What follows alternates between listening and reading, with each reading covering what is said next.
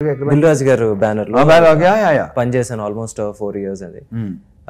When I just look back ఆ రోజున ఏంటి ఈ రోజు వచ్చే 1 కోటి కన్నా మనకు ఆ రోజు వచ్చే 20,000-25,000 వాల్యూ ఎక్కువ.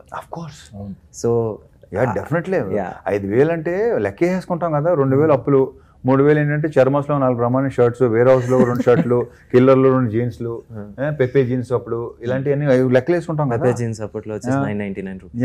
మరి ఆ లెక్క వేసుకుంటాం కదా. తప్పని లేదు అంటే అవి మొత్తం అంతా ఇదైపోయినట్టుగా. నువ్వు ఆ రోజులా చేసేవారంటే అది నా లాస్, వాడిది కాదు. సో బేసిక్లీ దట్స్ వై మీరు వచ్చేసి అది బాగా ఖచ్చితంగా ఫాలో అవుతారు కదా.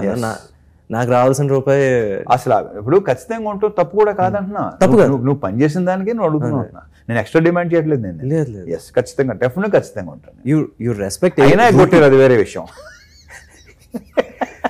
అంటే బేసిక్గా చాలా మంది మామూలుగా తెలియంది ఏంటంటే చాలా ఖచ్చితంగా ఉంటారు అని అంటుంది. కానీ మనం మన రూపాయి మనం ఖచ్చితంగా లేకపోతే ఇంకెవడు ఉంటాడు. అసలు తప్పే కాదు.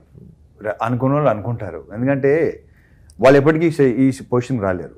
ఈ రాలేని వాడు మాట్లాడతాడు. ఒకళ్ళ గురించి కమెంట్ చేస్తాడంటే వాడు యూస్లెస్ కింద లెక్క.